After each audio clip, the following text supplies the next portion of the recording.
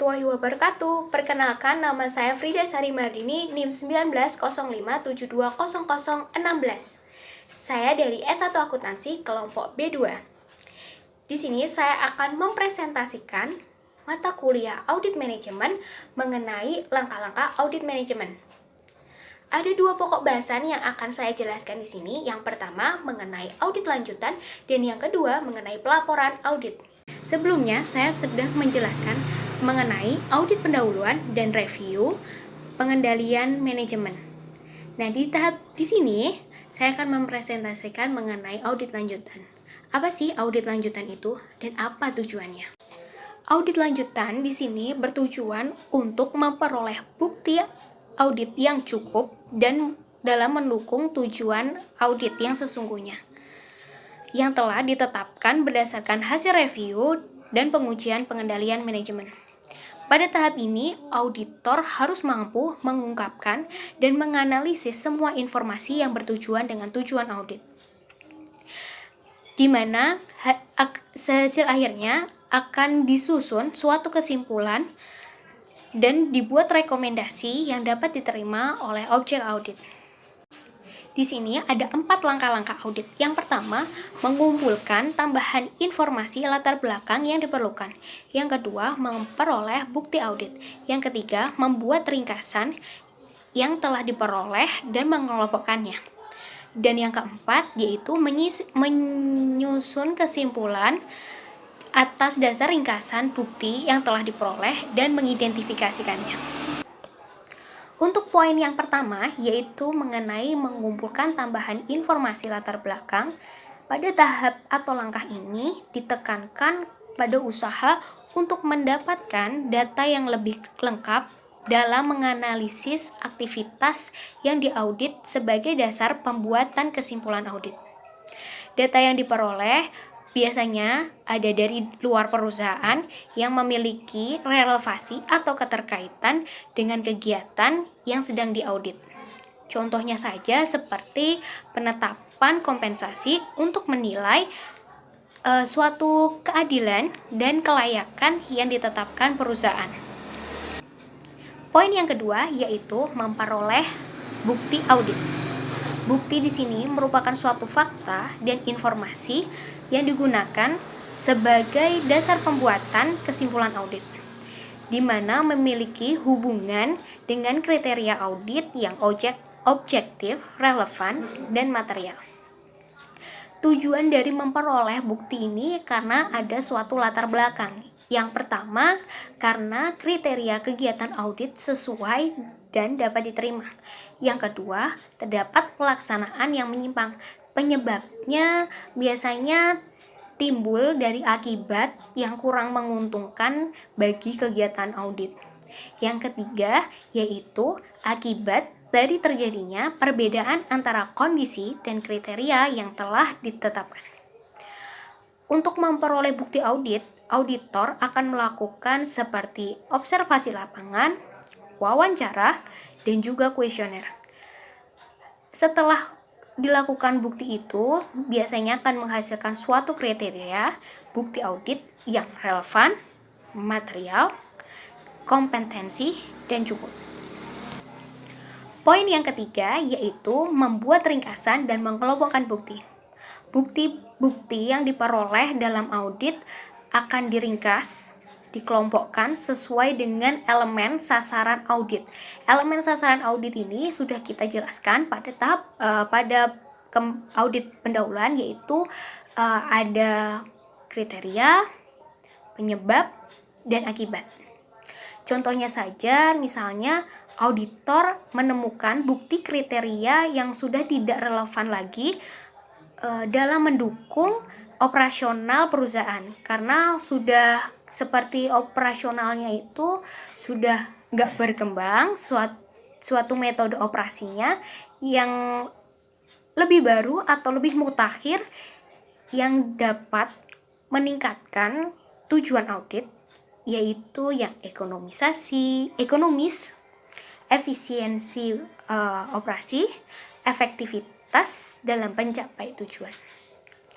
Selanjutnya, bukti-bukti ini harus dapat dipahami sebagai dampak dari berbagai permasalahan yang terjadi pada kegiatan audit. Maksud saya pada objek audit. Selanjutnya mengenai pengembangan temuan dalam audit lanjutan. Pengembangan temuan ini merupakan pengumpulan dan sintesis informasi khusus yang bersangkutan dengan program atau aktivitas yang diaudit, dievaluasi, dan dianalisis karena diperkirakan akan menjadi perhatian dan berguna bagi pengguna laporan. Di sini biasanya akan diketahui apa sih penyebabnya mengenai adanya pelanggaran audit atau penyimpangan audit. Dan di sini untuk menghindari itu, auditor sendiri harus menyusun segera bagaimana pengembangan semua aspek yang berhubungan dengan masalah tersebut. Ada langkah-langkah dalam pengembangan temuan yang meliputi yang pertama biasanya akan mengenali batas-batas dan tanggung jawab pejabat yang terlibat pada program atau kegiatan yang sedang diaudit. Dan yang kedua, memahami secara seksama sebab-sebab yang menjadi suatu kelemahan tersebut. Yang ketiga, menentukan apakah kelemahan tersebut merupakan kelemahan yang independen hanya pada pejabat itu saja atau kelemahan yang memang tersebar luas, semua aspek itu ada. Dan yang keempat yaitu menentukan akibat atau arti penting dari kelemahan tersebut. Dan yang kelima menentukan rekomendasi atau saran-saran untuk perbaikan kelemahan tersebut. Selanjutnya yaitu mengenai perubahan luas dan arah pengembangan temuan. Di sini perubahan luas dan arah pengembangan temuan itu akan mengarahkan perlunya melakukan perubahan arah atau tekanan terhadap audit yang telah direncanakan atau perlu dilakukan perluasan ataupun pengurangan terhadap ruang lingkup audit. Ruang lingkup audit sendiri sudah kita jelaskan pada materi audit pendahuluan, yaitu ada bagian keuangan atau bagian dengan kebijakan pemerintah dan bagian-bagian lainnya. Selanjutnya, setelah perubahan luas dan arah pengembangan temuan itu di akhir proses audit manajemen itu ada yang namanya pelaporan. Ini belum membahas tentang pelaporan hasil audit, yaitu yang ada kertas kerja audit dan lain-lainnya belum, tapi ini di sini melalui proses audit manajemen, yaitu ada pelaporannya. Pelaporan hasil audit. Laporan sendiri ada dua macam penyajian laporan audit manajemen. Yang pertama yaitu pelaporannya itu atau penyajiannya mengikuti arus informasi yang diperoleh selama tahapan-tahapan audit. Yang kedua, penyajiannya itu mengikuti arus informasi yang menitik beratkan pada penyajian kepada kepentingan para pengguna laporan hasil audit. Di sini setelah ada laporan, karena ada tindak lanjut. Tindak lanjut di sini merupakan implementasi atas rekomendasi yang diberikan auditor dalam bentuk komitmen manajemen untuk meningkatkan proses dan kinerja perusahaan atas beberapa kelemahan atau kekurangan yang masih terjadi. Jadi kelemahan dan kekurangan yang tadi telah ditemukan biasanya itu akan ditulis dalam laporan, selanjutnya ada tindak lanjutnya. Nah, di sini dalam rekomendasi ini auditor tidak akan memaksa untuk perusahaan tersebut melakukan rekomendasi yang telah diberikan biasanya, tapi auditor ini lebih seperti supervisor yang merencanakan bagaimana yang lebih baik setelah adanya kelemahan itu, selanjutnya menjadi suatu pelaksanaan dan pengendalian tindak lanjut yang dilakukan. Selanjutnya, saya akan membahas mengenai pokok bahasan yang kedua, yaitu pelaporan audit. Pelaporan audit yang lebih, maksudnya pelaporan hasil audit di sini akan dijelaskan mengenai kertas kerja auditnya, mengenai manfaat kertas kerja audit, juga mengenai syarat-syarat kertas kerja auditnya itu. Karena kertas kerja audit sendiri itu merupakan bagian yang penting untuk auditor dalam pelaporannya, karena di situ kan bisa sebagai laporan penemuan buktinya audit yang udah dia lakukan. Jadi ada bukti-buktinya, ada penjelasan-penjelasan mengenai perusahaannya, terus ada juga bagaimana program kerjanya di perusahaan tersebut. Maka dari itu di sini saya akan menjelaskan mengenai maksud saya pelaporan hasil audit. Apa sih pelaporan hasil audit itu, ada apa saja? Terus apa sih yang dimaksud dengan kertas kerja audit, dan apa saja contoh-contohnya, bentuk dan isi dari kertas kerja audit. Kertas kerja audit di sini merupakan catatan-catatan yang dibuat dan data-data yang dikumpulkan atau bukti-bukti itu dikumpulkan oleh auditor secara sistematis pada saat melaksanakan tugas audit. Jadi pada saat melakukan tugas audit itu pasti akan ada seperti pelaporan yang telah disiapkan oleh auditor. Nah, manfaatnya dari kertas kerja audit sendiri, yang pertama sebagai dasar penyusunan laporan hasil audit, yang kedua sebagai alat bantu untuk mereview, yang ketiga alat pembuktian dari laporan hasil audit, yang keempat menyajikan data untuk keperluan referensi, dan yang kelima merupakan salah satu pedoman untuk tugas audit berikutnya. Karena audit itu kan dilakukan, siapa yang melakukan audit, kertas kerjanya itu disimpan selama kurang lebih 10 tahun oleh auditor. Selanjutnya, dalam KKA atau kertas kerja audit itu harus ditulis dengan baik secara sistematis oleh auditor dan memberikan keterangan yang benar-benar valid terhadap perusahaan yang sedang diaudit. Maka dari itu ada syarat-syarat KKA atau kertas kerja audit. Yang pertama, lengkap. Harus lengkap, memenuhi segala bukti-bukti yang ada, segala permasalahan kelemahan ataupun suatu hal yang baik. Yang kedua yaitu bebas dari kesalahan. Yang ketiga didasarkan atas fakta dan argumentasi. Yang keempat, yang tadi saya sebutkan bahwa sistematis, bersih, dan mudah dipahami. Yang kelima, membuat hal-hal yang penting yang relevan dengan audit. Yang keenam, mempunyai tujuan yang jelas. Yang ketujuh, tidak ada salinan atau menyalin ulang dari hasil audit itu, dari hasil audit sebelumnya ataupun hasil audit yang baru. Dan yang kedelapan, menyantumkan kesimpulan hasil audit dan komentar atas catatan reviewer. Selanjutnya mengenai bentuk kertas kerja audit.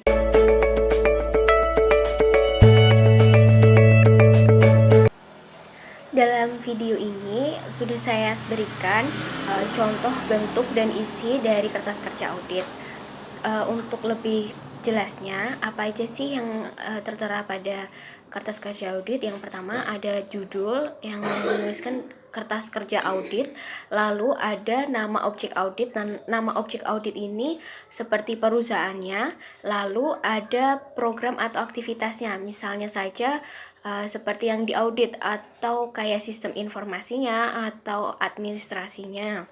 Selanjutnya ada periode audit. Nah, periode audit ini tahun yang diperiode oleh auditor, misalnya tahun 2019 atau tahun 2020. Selanjutnya di halaman pertama itu biasanya berisi daftar isi dari kertas kerja audit. Di halaman berikutnya ada seperti daftar simbol audit atau tick mark, itu mungkin dan penjelasannya seperti tick mark itu lebih ke audit, siapa yang mengaudit, lalu ada tembusan surat tugas, ada program kerja auditnya dijelaskan di situ, lalu kelompok-kelompok kertas kerjanya.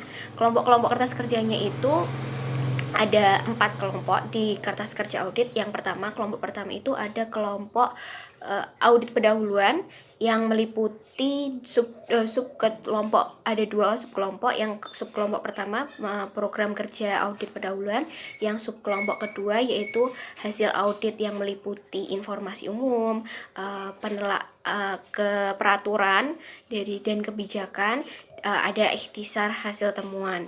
Jadi informasi ini umum ini biasanya berkaitan dengan perusahaannya.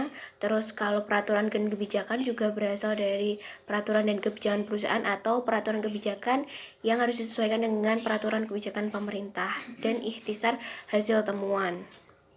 Selanjutnya kelompok yang kedua itu ada seperti review dan pengujian pengendalian manajemen yang meliputi ada 2 subkelompok juga. Yang subkelompok pertama program kerja audit atas review dan pengujian pengendalian manajemen. Yang subkelompok kedua itu ada hasil audit atas review dan pengujian yang meliputi penelaah berbagai peraturan kebijakan yang berlaku.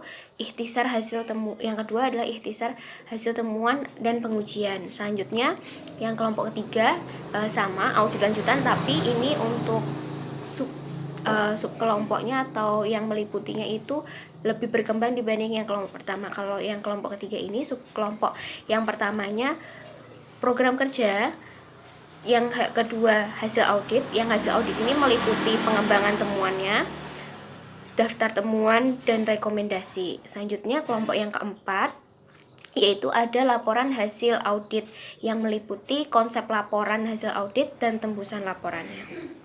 Selanjutnya mengenai pengorganisasian kertas kerja audit. Pengorganisasian kertas kerja audit itu dikaitkan dengan tujuan audit atau subtujuan audit yang ditetapkan auditor. Pengelompokan kertas kerja audit harus didasarkan pada sasaran utama atau subtujuan audit yang telah ditetapkan. Nah, sasaran utamanya itu seperti yang sudah dijelaskan pada audit pendahuluan, yaitu ada seperti penyebab, kriteria, dan juga akibat, di mana ketiga komponen itu dikelompokkan menjadi suatu kesimpulan yang akan dibuat sebuah kesimpulan. Selanjutnya mengenai program kerja audit. Program kerja audit ini rencana dan langkah kerja yang harus dilakukan selama audit berdasarkan tujuan, sasaran, dan informasi program yang diaudit. Untuk program kerja audit di sini manfaatnya itu ada 4, di mana program kerja itu merupakan suatu rencana yang sistematis tentang setiap kegiatan. Jadi program kerjanya itu seperti kita tahu yang namanya program kerja itu sudah harus disusun sebelum melakukan kegiatan. Jadi merupakan rencana yang sudah sistematis. Yang kedua, sebagai dasar untuk membandingkan pelaksanaan kegiatan dan rencana yang telah disetujui. Jadi kalau kita program kerja itu, kalau ini waktu sebelumnya dikerjakan seperti ini, bagus gak hasilnya untuk untuk rencana yang seperti ini juga gitu. Ternyata kalau yang untuk kegiatannya ini lebih bagus dibanding rencananya, ya berarti akan dilakukan rencana yang telah berhasil dari pelaksanaannya itu. Selanjutnya yang ketiga, yaitu dapat membantu auditor untuk mengenali sifat pekerjaan yang telah dikerjakan sebelumnya. Jadi kita auditor itu tahu bahwa sifat pekerjaan yang sebelumnya itu bisa menjadi baik gak untuk apakah itu bisa baik untuk pekerjaan yang akan datang. Jadi auditor sendiri juga dibantu oleh adanya pekerjaan yang sebelumnya itu. Yang keempat, yaitu dapat mengurangi kegiatan pengawasan langsung oleh supervisor. Untuk program kerja sendiri atau program kerja audit itu disusun untuk setiap tahapan audit yang dilakukan. Jadi program kerja kalau untuk di audit pendahuluan menyangkut pengumpulan informasi umum tentang objek yang diaudit, ada cara pelaksanaan prosedur, dan sistem operasional yang ditetapkan dalam perusahaan tersebut. Auditor sendiri harus melakukan pengujian pendahuluan atas informasi yang diperoleh, di mana di program kerja sini untuk mengidentifikasi aktivitas yang masih memerlukan perbaikan. Jadi auditor itu di pengujian pendahuluan itu harus dapat informasi yang banyak bagaimana tentang perusahaan itu, tujuannya, programnya, rencananya, dan segala macamnya, agar bisa mengidentifikasi aktivitas yang masih memerlukan perbaikan, terutama pada organisasinya, agar tidak terjadi fraud. Setelah itu, hasil dari program kerja itu akan dianalisis untuk menentukan informasi yang dapat berkembang menjadi tujuan audit sementara. Selanjutnya, dari bukti-bukti sasaran sementara itu, auditor akan menetapkan langkah-langkah kerja yang spesifik yang diperlukan untuk tahapan audit selanjutnya. Dan tahapan audit berikutnya ini di mana mendukung dari audit sementara atau tentatif audit menjadi audit yang sesungguhnya atau definite audit. Selanjutnya, pada tahap pengujian dan review biasanya atas pengendalian manajemen, biasanya auditor itu akan membuat langkah-langkah audit untuk mengetahui di mana tujuannya untuk menemukan bagian-bagian yang mengandung kelemahan dari sistem pengendalian manajemen yang sudah ditetapkan sebelumnya. Jadi di review dan pengujian ini nanti audit akan menentukan langkah-langkah yang terbaik bagaimana agar kelemahan-kelemahan itu bisa diperbaiki dan tidak terjadi lagi untuk audit selanjutnya itu bahwa ditemukan kelemahan yang sama. Selanjutnya, untuk tahap audit lanjutan ini memuat langkah-langkah untuk mengetahui terperinci, mendapatkan bukti yang cukup, yang material dan relevan dalam mendukung temuan-temuan yang menjadi dasar untuk rekomendasi atau perbaikan. Jadi selanjutnya di program kerja pada tahap audit itu dapat memberikan panduan kepada auditor dalam pengembangan temuan yang dilakukannya. Ada di program kerja sendiri ada 4 hal pokok dalam program kerja audit. Yang pertama itu informasi pendahuluan, yang kedua penyataan tujuan audit, yang ketiga instruksi-instruksi khusus, yang keempat ada langkah-langkah kerja itu memuat tentang pengarahan-pengarahan khusus pelaksanaan tugas audit yang sesuai dengan tahapan auditnya. Pada video ini saya akan memberikan contoh-contoh program kerja audit, yaitu ada tahapan-tahapannya. Yang pertama nanti saya akan memberikan contoh dari PT Wings. Yang pertama itu dari program kerja audit pendahuluan. Selanjutnya ada program kerja review dan pengujian. dari sistem pengendalian manajemennya. Terus ada program kerja audit lanjutan, dan yang keempat ada daftar temuan dan rekomendasi.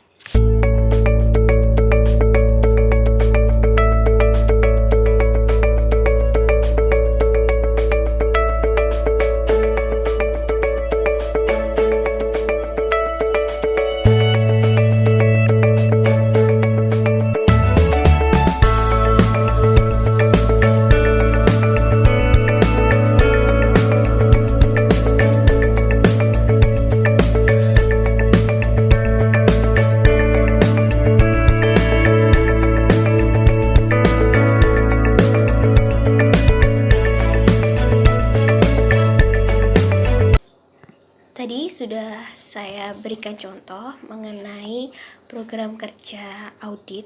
Ada tahapan-tahapannya, ada yang saya berikan contohkan ada 4 tahapan-tahapannya laporan yang saya ambil dari PT Wings Asia. Selanjutnya, di sini saya akan menerangkan bagaimana penyajiannya. Tadi kan sudah program kerja, selanjutnya yang ini tentang penyajiannya. Penyajian laporannya, penyajian laporan audit itu ada 2. Yang pertama penyajian laporan atas mengikuti arus informasi, dan yang kedua itu penyajian pelaporan yang menitik beratkan pada kepentingan bersama penggunaan laporan hasil audit. Jadi kalau mengenai penyajian informasi mengikuti arus informasi itu, auditor akan menyajikan hasilnya hasil auditnya dalam laporan yang berdasarkan informasi yang diperoleh sesuai dengan tahapan-tahapan audit yang dilakukan. Tahapan-tahapannya itu yang pertama pengumpulan informasi latar belakang. Pengumpulan informasi latar belakang ini seperti informasi-informasi umum yang sudah dari bukti-bukti yang sudah dikelompokkan. Selanjutnya yang kedua yaitu menetapkan tujuan audit yang sesungguhnya yang berdasarkan hasil review dan pengujian. Jadi kita akan menetapkan tujuan auditnya itu bagaimana sesudah dari review dan pengujian hasil temuan dari bukti-bukti yang telah diaudit. Selanjutnya yang ketiga yaitu mengenai pengumpulan bukti-bukti audit dan pengembangan temuan yang berkaitan dengan tujuan audit. Jadi bukti-bukti yang sudah dikumpulkan tadi harus ditemukan apa saja sih kelemahannya, kenapa bisa ada kelemahan seperti ini di operasional perusahaannya. Maka dari itu di sini auditor harus benar-benar jeli dan mengetahui apa saja sih yang harus diperbaiki. Maka dari itu yang keempat yaitu ada menarik kesimpulan berdasarkan dari bukti-bukti.